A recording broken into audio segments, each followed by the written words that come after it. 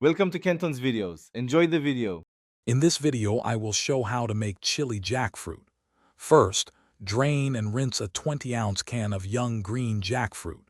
Then, shred the jackfruit with your hands or 2 forks to create a pulled texture. Next, chop 1 onion, 2 cloves of garlic, and 1 bell pepper. These fresh ingredients form the flavorful base of our delicious chili. Now, let's get cooking. Heat 1 tablespoon of oil in a large pot over medium heat. Add your chopped onion and bell pepper, sautéing them for about 5 minutes until they become tender. Then, stir in the minced garlic and cook for just 1 more minute. This step releases wonderful aromas and builds a strong flavor foundation for our chili. It's time to bring all those delicious flavors together.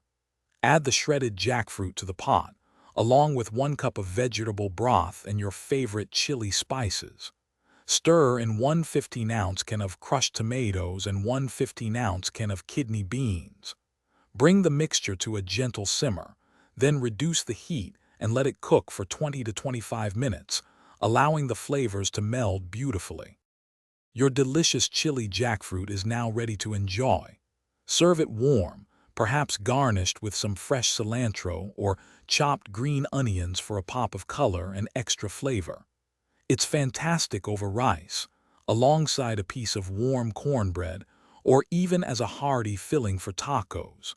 Leftovers can be stored in an airtight container for up to 3 to 4 days. Thanks for watching. Consider subscribing if we helped you.